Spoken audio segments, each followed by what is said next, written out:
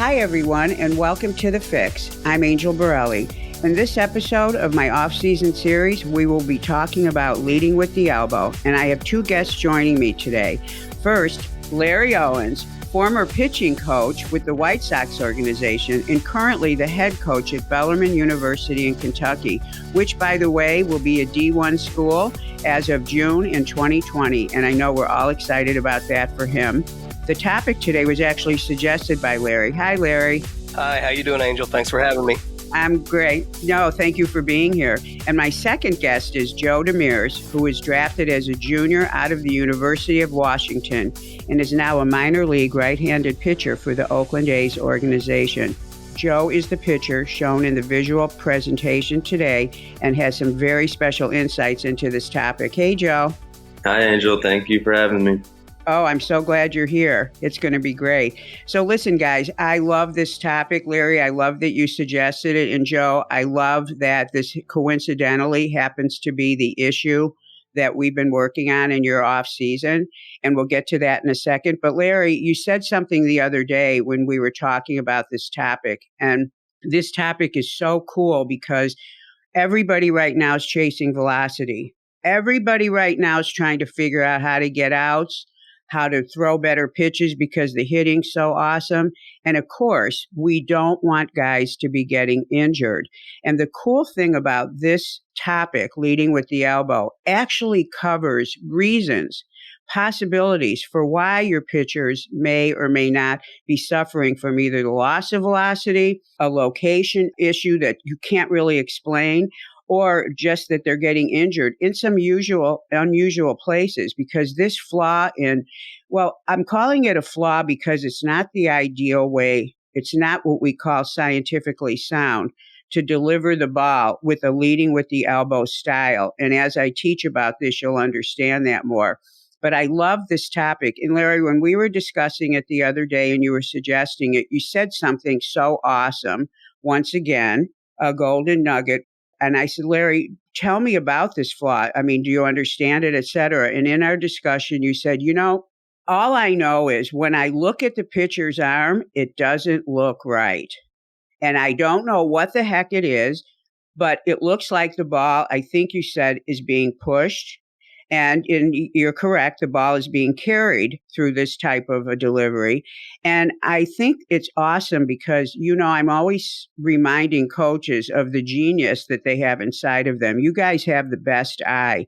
And trusting that something doesn't look right, even if he's throwing strikes, is so awesome. So would you expound on that whole issue of when you're looking at a pitcher and you're scratching your head and you're like, what is happening here? Because it is a very different look, which you're going to see when I show you the photos. It kind of looks like they're leading with the elbow. I mean, when you break it down and you're able to videotape it and look at it, but it just seems to me, it's a side view or an open side view of the pitcher, as I think you can see it the best just with the naked eye. And it just looks like the pitcher's hand is under the ball and that their elbow is in front of their hand and in front of their shoulder. But it looks like as they let go of the ball goes up first slightly, as opposed to other pitchers that when they throw from traditional arm slots, whether it be, low 3/4 all the way to what we call over the top, but you can just seem to create leverage when you're over the ball. And I think there's some dangerous verbiage that you can use when you're teaching kids to stay over or get on top or things that are commonly, referred to. I don't know, to teach them that they're behind the ball, to stay over the ball, to throw the ball with some leverage so that they seem to be stronger. They can impart the proper spin on the ball. And when they don't do that, what you're about to talk about or what we're all about to talk about, leading with the elbow, to me, they just tend to get under the ball and they don't stay over the ball. And then it affects their command, their control. And then one of the big, which are all huge and important. But for me, I don't want the pitcher to get hurt. I want him to be able to pitch for me. Exactly. So I don't know, that's what it looks like to me. When they lead, they just tend to push the ball or get under the ball. Yes. Well, the photos that I have, I'm very excited about the presentation. And Joe, I want to go to you next. So first of all, the reason why Joe is here is he's been my client. It's been a gift. I met him when he was just turning 10. He just turned 23 last weekend. And we've been working together ever since.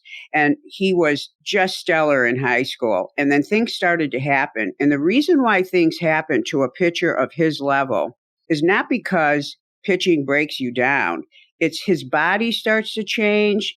I mean, I think he was 163 when I met him, and he's like 120 or 140, something like that, and he's over 200 now. I mean, pitchers get bigger, they get stronger, and I always use this analogy. Joe is definitely a power pitcher. He was breaking bats when he was in like fifth grade. I mean, this guy has always thrown so hard that it was actually scary at his young age. And just like at a racetrack, every time the car goes around, he makes pit stops to have the tires changed. Whenever you are an athlete that's working from a power base, whether you're a hitter or whatever, you get out of whack. That's just the nature of the fact that you're letting it go. If you don't let it go, you are a finesse pitcher. When you let it go, because it's so nervous system driven, it's simple to get out of whack. So this doesn't mean, oh boy, Joe is good, but he's on his way out. No. And people who know Joe know that when he pitches, he knows how to pitch. His pitches are great. His strategy's great. So when you see a loss of velocity, as a great scout and a great coach, you should say, this guy's great. Why is this happening? So we noticed that over time, he didn't throw this way in high school, but he was on what I would call the edge because of certain mechanics he had. And when I work with someone of his level, I'm not trying to reinvent the wheel. But over time, some things happened.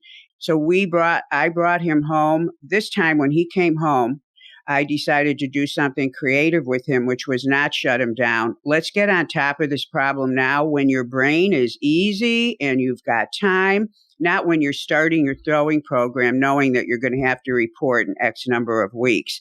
So we did that. And for the first time, with Joe's new intelligence, his experience now, and also his motivation, he actually accomplished something that is unbelievable. We actually re-engineered the way he was using his shoulder and his elbow. And every day we were building on it. And it was a gray area at first. Then he seemed to get it together. And when I invited him yesterday to be the sort of the model for what I wanted to do, and I knew I didn't want a pitcher pitching. To teach this, I had to have just still shots.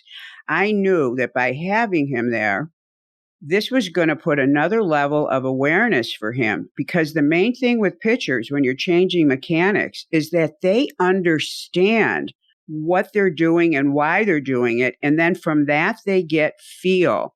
If you can go that deep with instruction, you will have a pitcher that knows how to reconstruct himself.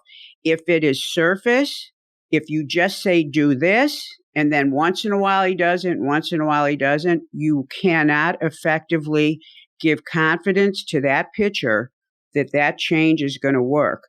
So yesterday, during the filming, he said, Joe, you said some of the most profound things to me. And I said, wow. And it was in that moment that I said, you know what? Would you come on the show? And so here he is. So Joe, take us through what the experience has been like to have this happen. And then also, the change that I know on film you see. And when you see these pics on today, you're going to have another level of knowledge, which I'm so excited about. So tell us about that. Well, yeah. Yesterday, a lot of things clicked for me. I realized that when my mechanics started slipping, I tried to get stronger and try to throw with what I felt was my bicep instead of the big muscles like the chest and the lat.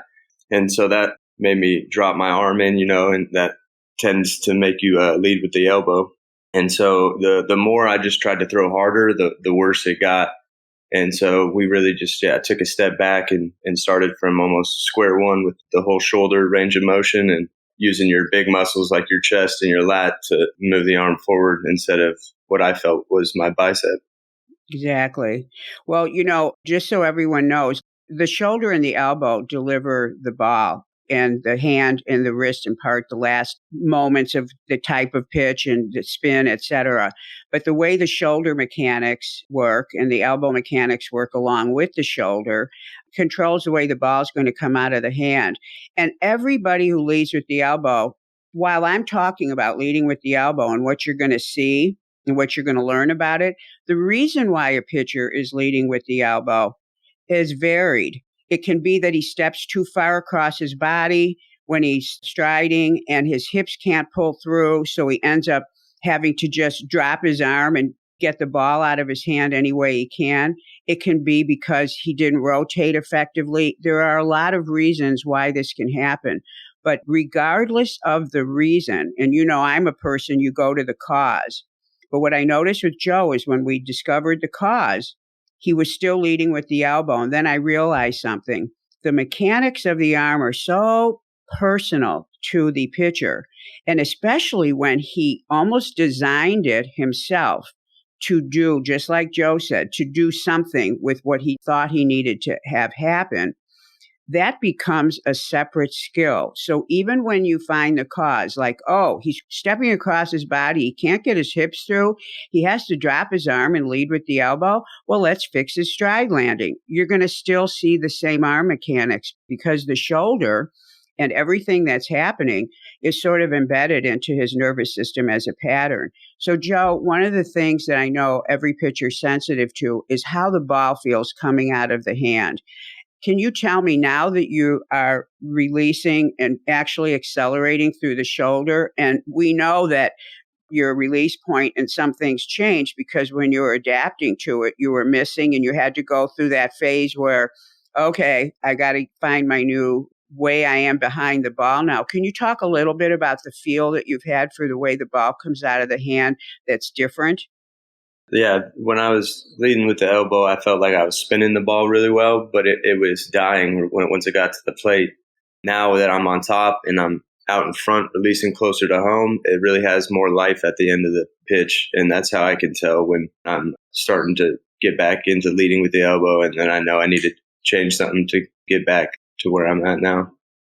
Now, I know that this is different for every pitcher, but I'm curious, and I know I'm always asking the catcher for information when you're throwing all your pitches, but I wanted to know, during this last few weeks, month of working on this, is there a pitch that seemed to be more sensitive to the fact that you weren't quite behind the ball, the way that will be shown in the pics, how the forearm rotates a little bit? But is there one pitch that becomes more, how can I say, a victim of leading with the elbow than other pitches? I mean, which one do you think is the most sensitive to having this sort of different delivery with the leading with the elbow? Definitely my slider. I can't throw a real slider when I'm dipping under, You got to really get on top of the slider now and to make it sharp. Excellent. Great. Well, listen, you know what? Let's get to it. Let's start with the teaching. And guys, you are my expert baseball people.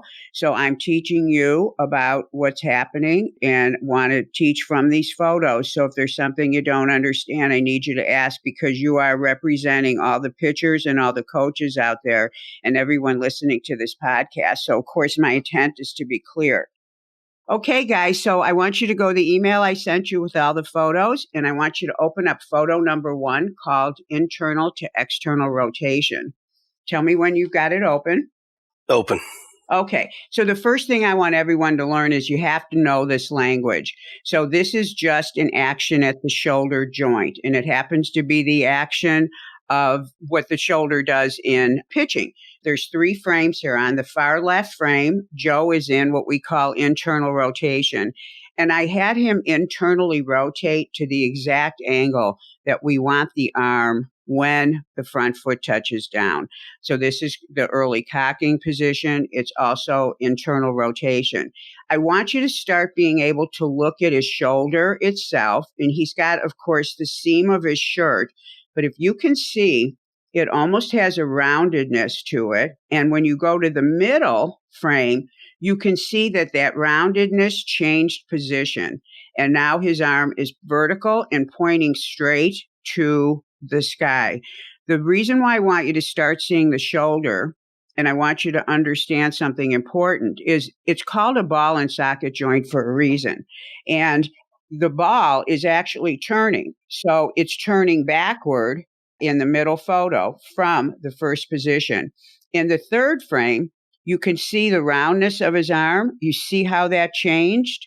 That changed because he's in external rotation. So the ball is turning as the arm turns. Now, I want everyone to understand something right now. The forearm is changing its position because the shoulder rotation occurred. You have to think of that arm in the first photo. Look at that arm. Think of it as one piece, and it sits right into the socket, which is where the seam of his shirt is.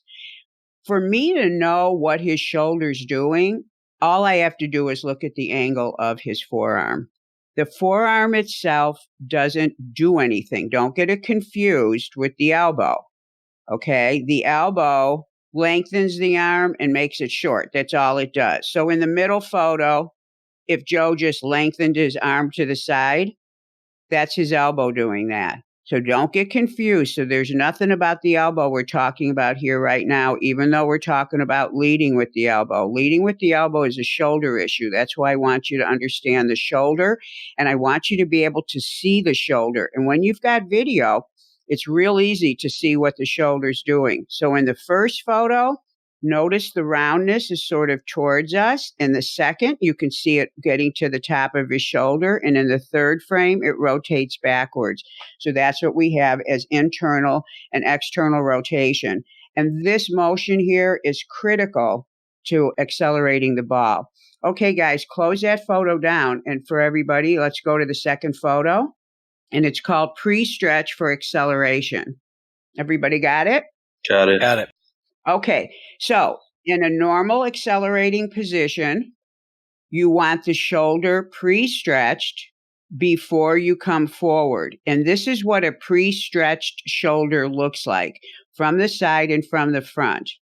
And now also remember, everyone, that, when Joe's pitching, he has tremendous external rotation. He's doing a static, just standing there kind of thing.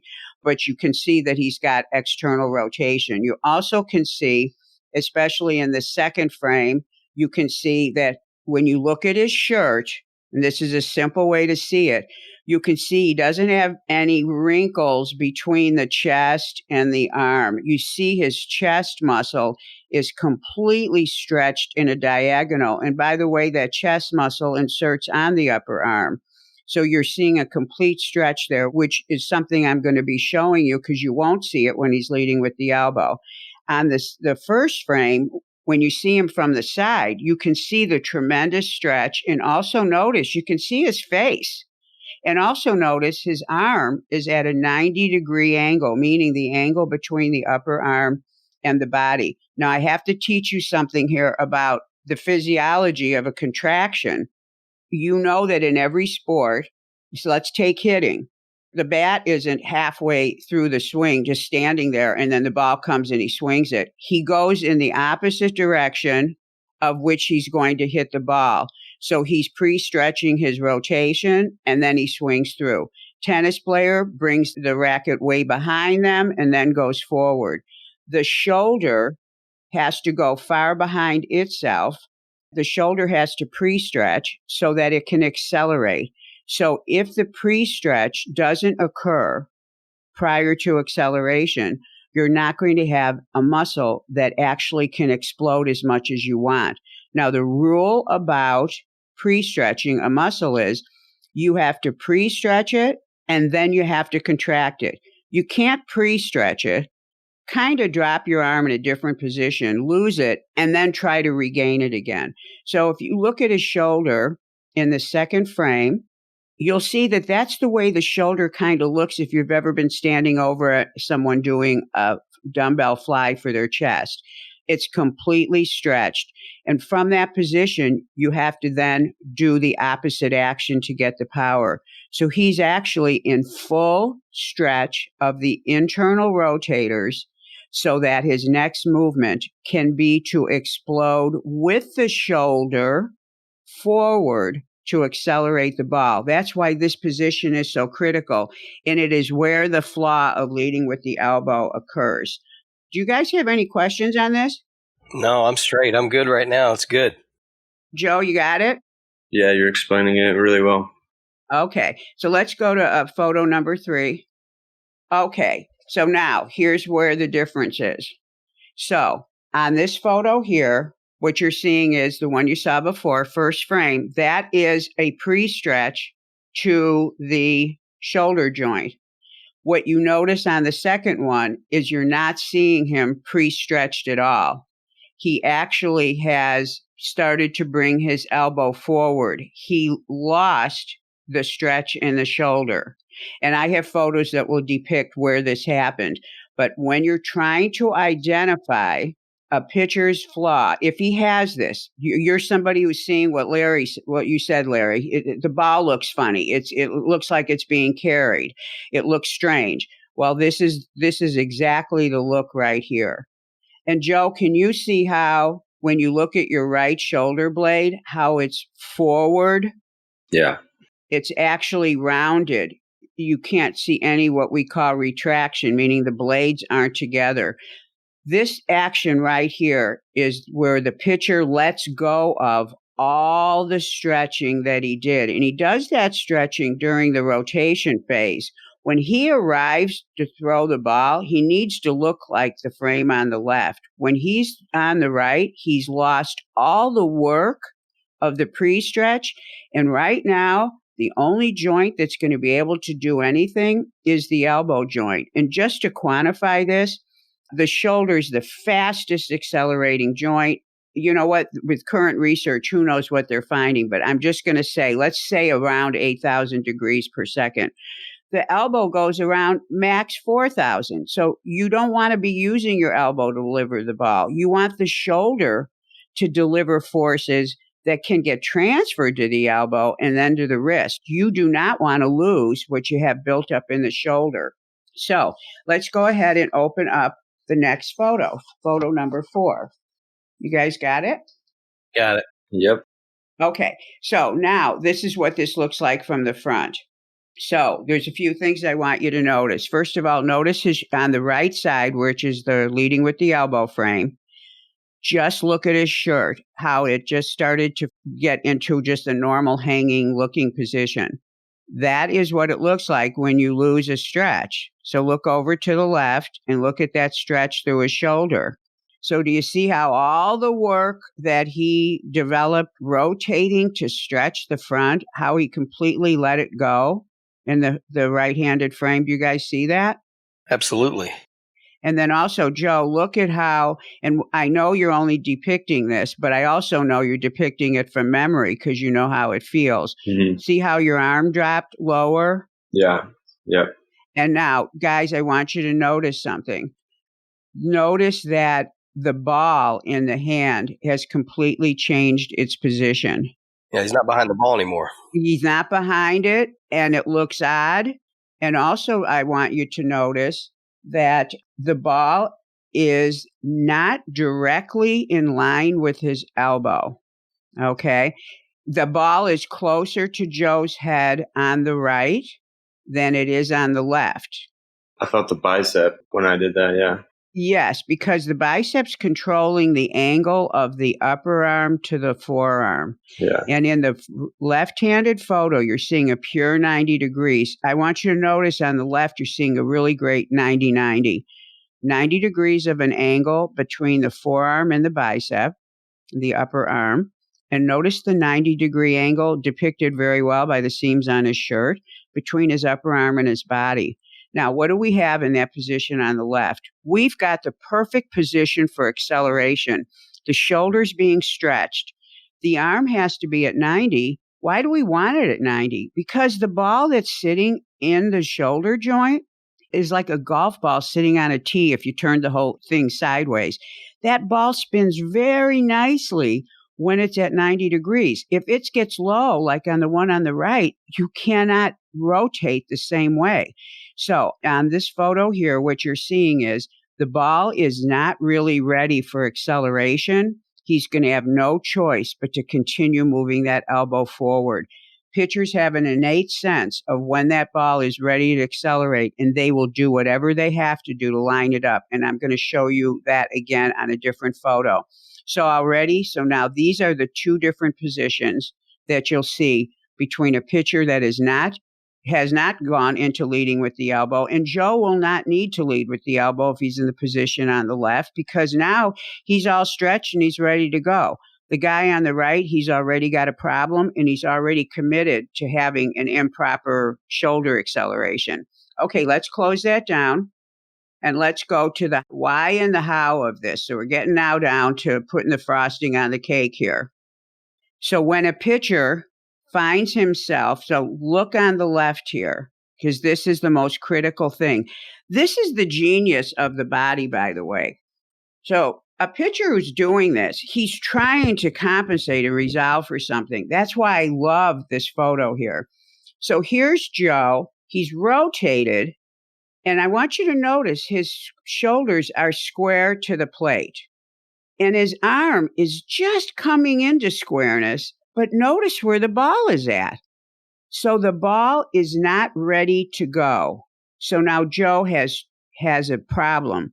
He's got to get the ball to be in right directly in line with his elbow joint, somewhere straight to the plate, so he can throw the ball. If he throws it from the position on the left, well, that's going to look ridiculous, right? So the body knows on the left frame, I'm in trouble. So in the middle frame, he starts to resolve it. Notice that we're seeing his arm dropped because he brought the elbow forward. And notice how it is doing its job. See how the forearm now is getting further away from his head? And now in the third frame, he had to drop his arm more. His elbow now and his hand are in line. But look what he had to do. And now he's ready to accelerate. The ball has got to be ready for acceleration, facing the plate for the pitcher to not do some crazy things to get it ready, unless they're going to, they're pitching in a completely different style, sidearm or whatever. But do you see how he got into trouble because he didn't get the correct position of his arm on the left? Yeah. He started correcting it in the middle. And Joe, remember when we were working on this, and this is an issue of the elbow working correctly to lengthen the arm correctly during rotation. So one of the reasons pitchers lead with the elbow is they just let their forearm fall onto their upper arm. Joe, how was this? First of all, this is amazing, right? When you see this? Yeah, it's exactly what you're saying. The body just knows it has to get to 90 at some point to release the ball, so it just takes longer to get there. Exactly. The ball has got to be ready to deliver, and pitchers will do whatever. And they don't know they're doing this. They just know, okay, the ball's not right. When you see a pitcher that over-rotates, so if Joe were completely over-rotating his body towards his left, that's another way pitchers will somehow try to accommodate a ball that didn't get to the acceleration path. The beginning of the acceleration path looks like, where the ball is in the third frame here. That's the beginning of the acceleration path. Every pitcher knows he's got to get to the beginning of it. In the correct photos where he's got to stretch, he's in that and whoa, he's there. And now he goes forward and the muscle that's pre-stretched already knows, okay, I'm on now. It's my turn. But if that ball's not in position, he creatively changes the shoulder to get the ball in position. And now in the third frame, he's at the beginning of the acceleration path. It's just that he's going to accelerate from the back of his elbow and not from his shoulder, because the shoulder lost the pre-stretch. Remember I said when I was talking about it, you can't grab it in the middle. Does that make sense, Larry? Absolutely. Is this a timing thing? Could this timing issue cause this? Because you think you're in a position maybe to get stretched to let go of the ball, but then if your hand and forearm aren't lined up, then you're going to lead or you're going to pull with your elbow to get your ball and forearm lined up to accelerate. Does that make sense? Is that no? It's totally. Timing is absolutely part of the problem. Joe, weren't we dealing with also with Joe, we had a few issues that we felt needed to be corrected. I work from the cause on up, but we knew we were going to have to change the actual shoulder. But Joe, weren't we working with your rotation, which was a little delayed? Yeah, when the ball got too close to my head, like it is here, the timing to get the ball out to acceleration was off. Yes, exactly. And, I want to remind everyone when we're showing still shots and also when we have that shot of where the pitcher's at its perfect max external rotation position, the body is rotating, and at that specific moment, it looks like that, but it keeps on going into acceleration. We don't have a pitcher that turns, stops, and then throws. If the rotation doesn't occur correctly, then the arm will not arrive correctly. Once the pitcher feels his trunk and everything is forward, he's like, whoa, where's the ball? And then he's going to do what it takes, over rotate his body. See, what's really happening is the pitcher's giving himself an extra moment to get the ball into place. And Larry, that's what you're talking about. This can be timing of his rotation. It can be timing of the elbow moving the forearm out because he let the forearm fall in. So I want everyone to look at the photo on the left. That position there, that forearm on some guys is laying down so far that you don't even see the ball. It's behind the pitcher's head.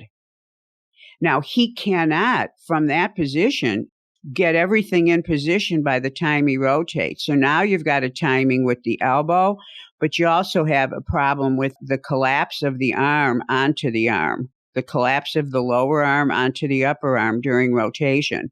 So yes, Larry, timing. I would say as a troubleshooter, probably 80% of issues are timing problems. They're timing with the knee lift, timing with the stride, timing with the upper and lower together, timing of the rotation, timing of when the pitcher decides to move his elbow.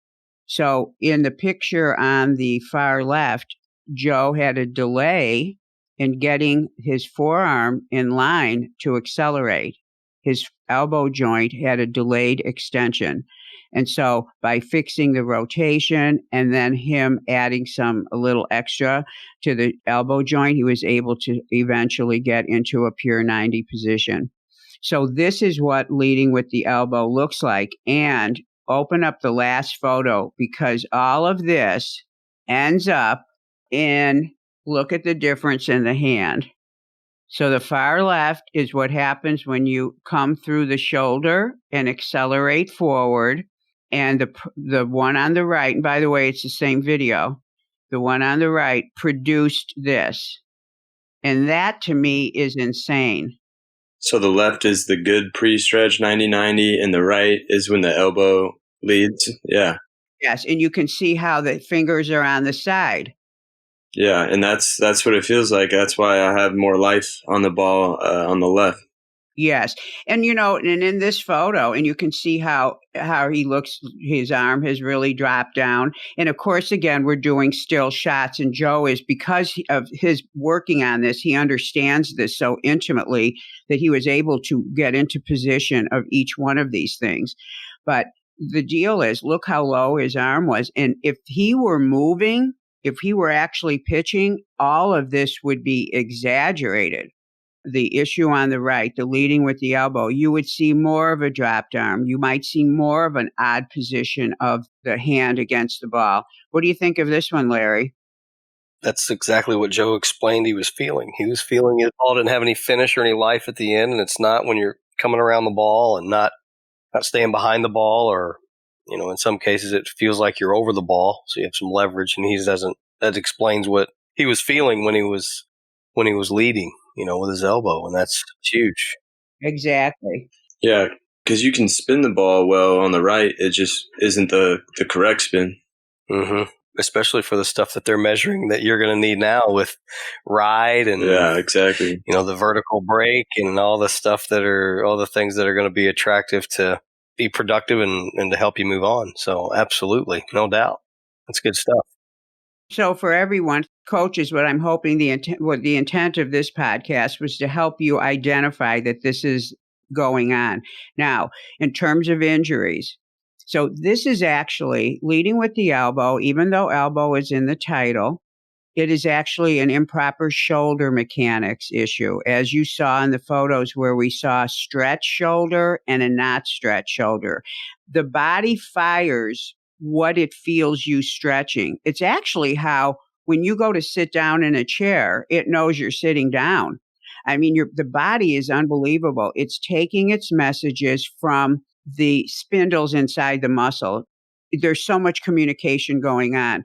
If the shoulder lets go, the brain doesn't know you're going to need to fire the muscle. So Joe, whose velocity had dropped, was still at times throwing 89, 90 with these mechanics. In high school, before he actually fell into being totally like this, he was at 95. So the deal is you stop using the accelerators, but these pitchers, so Joe's velocity is dropping. He can't figure out why. So, of course, he's going to try throwing harder. So whatever he's doing to compensate for an improper position, he's going to do more. And because Joe trains all year, he's got such a sturdy body, he has not been injured. But a pitcher doing this will become injured. He'll become injured in the shoulder, or he'll become sore or injured in the back of the elbow. So one of the things about leading with the elbow is the force is on the medial side, the middle. So when your palm is up, it would be the side towards the inside of your body. It's where everybody hurts when they get a UCL injury. The back of the elbow by the tricep will start getting sore. And that's when we know he's possibly leading with the elbow, meaning that forearm's delivering the ball. The elbow joint is throwing the forearm forward through the use of the tricep. And so back of the elbow issues is a telltale sign. Front of the shoulder is another telltale sign. Also, know this. Any pitcher you have that you're looking at saying, well, you know what? He's throwing 89 miles an hour and he hits his spots. His velocity's not going up, but boy, can he hit a spot. Well, you're kind of throwing darts. So yes, you can still have location with this style. But if you're trying to have any velocity happen, if you're trying to have a pitcher reach his velocity potential, it cannot happen because, as I stated before, mathematically, the elbow just can't rotate as fast as the shoulder. So you're removing the biggest engine from the mix. So I always say, and I say this to you, Joe, hats off to you for how well you still did, even though you weren't using your shoulder. And it's why the minute I think this started to happen, did you start to feel the power coming back to your arm? Oh, yeah, definitely.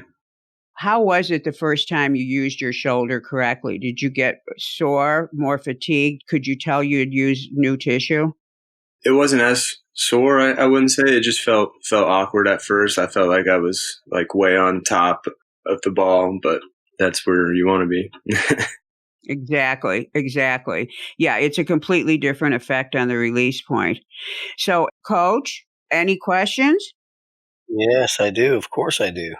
You understand how mechanically, it's a shoulder issue as opposed to an elbow issue, but is there something mechanically that leads to this more often than not? Yeah, the biggest cause of this is when a pitcher strides out and he steps across his body. So a right-handed pitcher will land with his left leg too far to his right. He tries to turn his hips and he can't rotate his hips square. So everybody who doesn't believe me, when you're not driving and you're on the ground, stand like you're on a tightrope and try to you turn your back hip to become square. At some point you get stuck. So then your trunk has to get ahead of your hips. You never want your arm ahead of your hips. Your arm gets ahead of your hips because your hip had to stop. And when it stops, the trunk can't rotate. So then there goes the arm, which isn't going to stop, and it ends up in a place where the body got square because it went ahead of the hips, but the arm isn't ready. So he has to keep turning. This is the telltale sign. The pitcher will have to lift his back leg off the ground while he's rotating, and the arm is more stable for him when he drops it and leads with the elbow. It's actually a correction to being out of balance during the stride. So, stepping across the body, number one cause. That's kind of weird. I mean, I see a lot of pitchers, and that's, I don't know of anybody, like I've seen Joe pitch on TV, and I think at first glance, people would say Joe lands too open, but he actually lands, it's ideal where you'd want to, so your hips can get square. I mean, but because we've seen so many people, I'd say like 95% of the kids I see land closed, but Exactly. I don't see as many of them leading with the elbow. But when they get probably too closed, or when it's more extreme, would you say when it's more in more extreme cases, then you'd see a guy leading with the elbow more? Or how about this? Is it possible to land too closed and not lead with your elbow? You know what I mean? They would have to have a very strong front leg. They would have to pull the back leg off during rotation so the hips don't see, your rotation goes, you square up with the pelvis, the trunk, lower trunk, upper trunk. Okay. And that gets the arm ready. If your hips stop, the other pieces get to where they're going too fast. So now you've got an arm that's not ready. Okay. And so, yes. And also there's some degrees to the right or left that you could land. But, I had this argument I've been interviewed on it a million times because the way we walk, the way we run is with our feet under our hips. When you stride out, when you're facing forward and your back foot is still on the rubber, you should have the space between your hips and legs like you do when you walk. This is why we're able to do it all day long, and it's not a problem. This notion of too close. Now, Joe may look like he's flying open more because of the way he rotates or this or that. I can see how it could be seen that way, but he's got a perfect landing. And Joe, when you tried to cross over the body, when you tried to land further in another direction, because one of the things I've always said to Joe, listen, if you think something is going to help you, do it. If you have an idea, don't be afraid to do it. You don't owe me like, oh, Angel says you have to land here. Joe, did it ever help you to land across your body? No, not once. Yeah, because he's too big and he can't get away with it. And plus, he wasn't going to give up his back foot for stability. I was just going to say, like she said earlier, that my hip got stuck. I couldn't fully get my hips going all the way. And because of it, one of the weaknesses that we had to work with right away is we had to work with the back hip. Once we got his stride fixed again, his hip didn't know how to fully rotate, his right hip. He didn't know how to get square with it. His arm kept getting ahead of his right hip. So he wasn't separating. The separation of the rotation levels is critical to velocity, and it's critical to the arm arriving at one time. If the hips can't rotate, that timing gets thrown off. Now, this is science, and I think everyone needs to remember when I speak, it's stuff I know from research. This isn't me making things up. The body has to rotate in 3 segments, and it has to be separated. When you change that timing, you're going to change the arm arrival, because we're talking arm arrival. And again, Larry, we're talking timing. So we had to work with his back hip because now on a muscular level, he didn't have the muscles to be able to fully rotate his hip. You cannot believe what we had to do with that back leg to get it to start working again. So another reason, Larry, when the body is rotating and the arm comes in a little bit during rotation, in other words, bringing the ball near the head, that's a normal thing that happens because of the way the bones are configured. There has to be a little bit of an angle that happens, but what happens is guys don't control that angle. They're not controlling the angle. The forearm just falls down onto the upper arm, and then they just can't get it going again to get into that position where we have that 90-90 look at max external rotation. Good stuff. Yeah. So, Joe, what do you think seeing these photos? It's amazing, right? Yeah. It really clicked for me yesterday. So I think I'm good to go. Yeah. So having it on a feel level, but then also seeing it scary. Yeah, exactly. Scary when you see it. Yeah. So thank you so much for giving us your feedback on this. And Larry, do you have any more questions? I don't know if you can quantify. How much more does it put you at risk to hurt yourself? Well, here's the good news. The good news, and I said this to Joe, thank God your velocity started dropping. See, here's the feedback system of the body.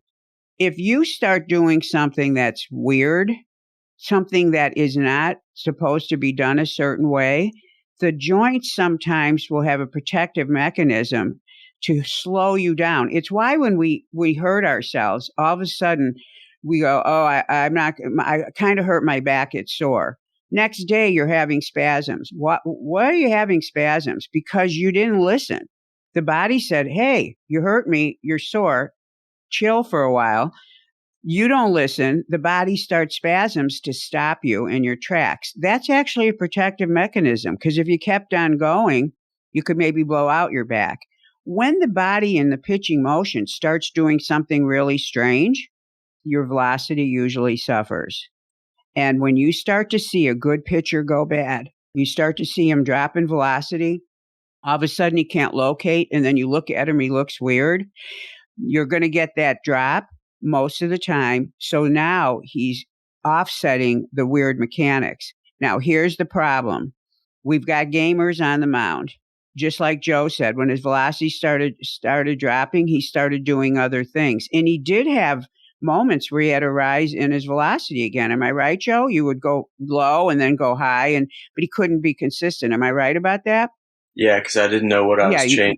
He didn't know what he was doing. But in his head, because he's a gamer, like all good pitchers, he's going to get the job done, and I'm not going to let myself feel like I'm not throwing hard. And then they blow out their arm. This is the reason for so many injuries in the major leagues. Isn't so much the mechanics are any different. These guys are powerful guys. They're thinking, they're gamers. They got to get the job done. And what they're doing is pitching harder with bad mechanics. And when the velocity starts to drop, they become almost more mental. So they become at a greater risk. If the body has control, it will slow you down. If the body has its way, it's not going to let you increase your velocity. It's going to decrease it because it's not going to let you throw hard. But if you are of the mentality, and this is your job, you're going to continue to try to throw hard. You're going to find more creative ways. Your mechanics are going to get even worse. And that's how you end up getting injured. And that's the reason for that. So the injury can be offset by the fact that these mechanics are not using the shoulder, and there's no way that pitcher can have his top velocity if he doesn't use the top velocity joint, which is the shoulder joint. The shoulder is critical in internal rotation, and you're not internally rotating when you're leading with the elbow. Does that make sense? Heck yeah. Good stuff. Absolutely. Very helpful. Yes. So I thank you so much for being on the show today. And I want to thank all the listeners. And I wanted to mention that in the spring, Joe Janish will be back. He's taking the off season off. We are not. And so I will be having a different guest every week, a coach who has a profound question, as Larry did, and or a pitcher. So I want everyone to return for the next podcast, and we will miss Joe, but we can't wait to see him. And Joe, I know you're listening. You have a great time off, and we'll be looking forward to seeing you again. So guys, thanks so much for being on my show. And if you want to know more about me, please go to my website at www.gymscience.com, where you can email me or contact me. So thanks for listening.